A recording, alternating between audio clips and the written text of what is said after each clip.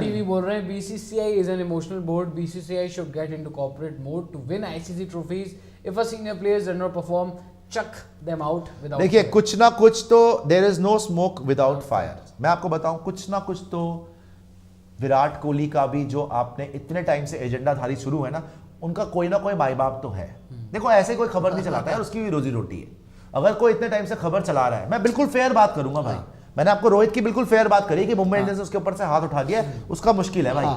लेकिन विराट कोहली की जहां तक बात है, विराट कोहली के ऊपर भी जो ये सारी खबरें चल रही है 2021 से मैं देख रहा हूं, विराट को बाहर कर दो, गुप्ता जी विराट जो है एजेंडा वो भी चलता है वहां पे कि जी उसको भी बाहर कर दो. बड़े बड़े जर्नलिस्ट हैं भाई. एक दो जर्नलिस्ट ने मेरे को ब्लॉक मार दिया भाई. मैं उनको कुछ बात ही नहीं हो रही, आज मैंने देखा ब्लॉक मारा हुआ है. मैं बोला कमाल है यार, मुझे क्यों ब्लॉक मारा तुमने? मतलब मैं सच बोलता हूं तो मुझे ब्लॉक मार दोगे. ब्लॉक मार लो भाई, क्या हासिल कर लोगे? हम तो फिर भी प्यार करते हैं सबको, फिर भी बुलाएंगे यहाँ पे, कोई टेंशन नहीं है. लेकिन और बड़े बड़े जर्नलिस्ट जो एजेंडाधारी थे ना प्रिंट के, बड़े बड़े नाम, मुझे ब्लॉक करके क्या कर लोगे भाई? लेकिन विराट कोहली के लिए जो इनका सोर्स है, मुझे पता है कौन है, मैं नाम नहीं बताऊंगा, मुझे पता है कौन है. जो इनका एक सोर्स है जो विराट कोहली के अगेंस्ट करता है कि विराट कोहली को आप लिखो भी यही, और हम विराट कोहली को कंसिडर नहीं कर रहे. उसकी रन रेट का प्रॉब्लम है, वो कप्तान नहीं रहा, उसकी बैटिंग घुस गई, अब नए बंदे आ गए हैं, टेम्पलेट चेंज हो गया है, एंकर रोल की जरूरत नहीं है. सारे के सारे एजेंडा जो प्लांट कर रहा है कि विराट को नहीं देख रहे, उसकी जगह विराट की जगह ईशान को पुश कर रहा है भाई. तो उसे देख दिमाग कितना पैदल है. ईशान के तो रन ही नहीं है. ईशान विराट की जगह ले गया. ईशान तू सूर्या बोल देता भाई, नो कंपैरिजन. तू कोई भी बोल देता भाई, मैं फिर भी मान लेता. तू क्या एजेंडा चला रहा है कि विराट की जगह ईशान? लेकिन नाराजगी विराट से भी है, नॉट बेस्ड परफॉर्मेंस. लेकिन जो उसने जब उसकी कप्तानी गई थी, मैंने आपको फिर समझाया, जब उसकी कप्तानी गई थी, जब गांगुली ने सारा तमाशा गांगुली के टाइम का है. गांगुली ने तेरे से पंगा लिया भाई, तू गांगुली से पंगा लेना खत्म कर, उसको छोड़, तू गांगुली के बारे में बोल. तूने वहां पे ट्वीट करके बोल दिया विराट कोहली ने, मैंने उस टाइम पे बोला था गलत किया.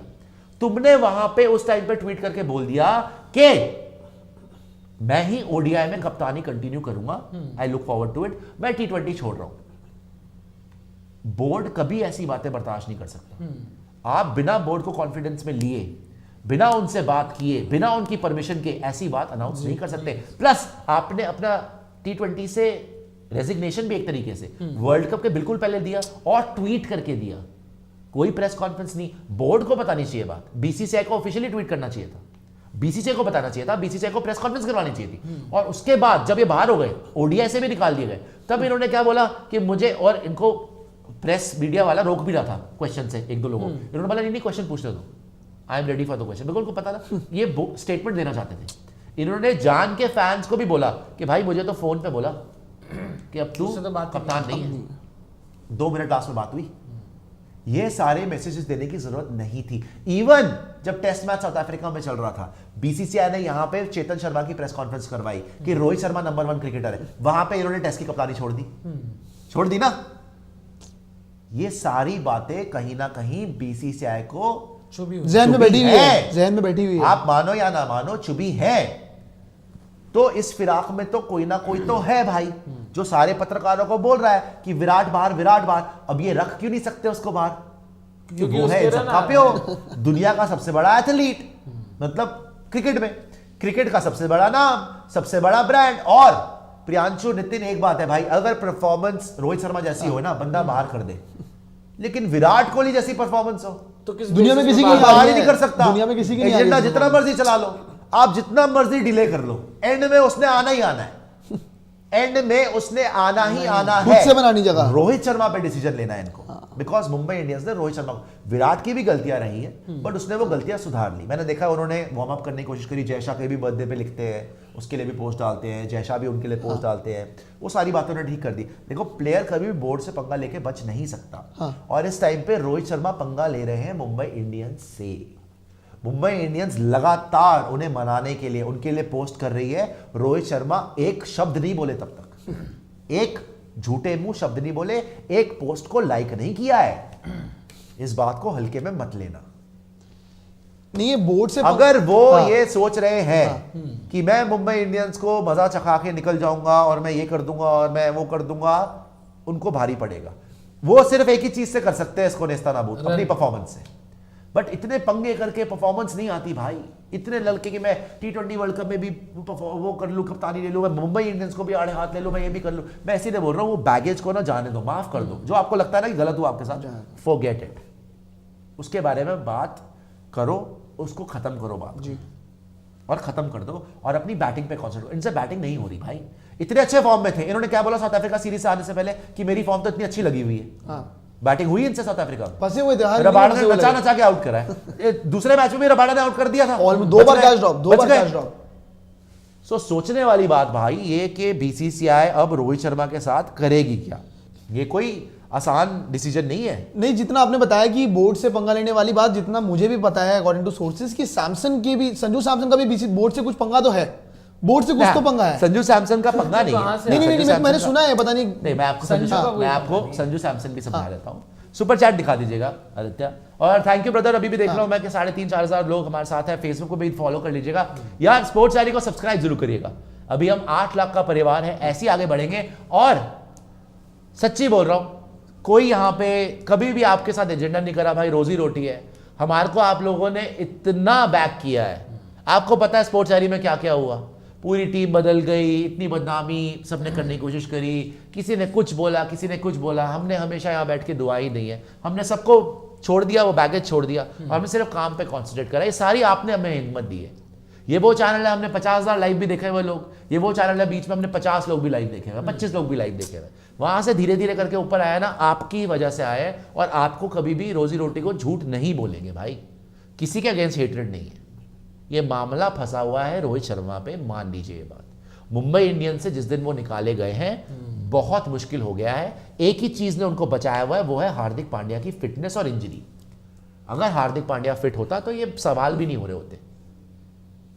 और विराट कोहली खेलेंगे ही खेलेंगे T20 वर्ल्ड कप। आपको सबसे पहले सटीक इंफॉर्मेशन, अभी भी जो मैंने शुरू में 7 पॉइंटर्स बताए थे, फिर से लाइव देखिएगा, वो सबसे पहले स्पोर्ट्स डायरी पे ही मिलेगी। असल बात, बुमराह और सिराज को रेस्ट करने की सोच रहे हैं, ये भी आपको हमने बताया सबसे पहले।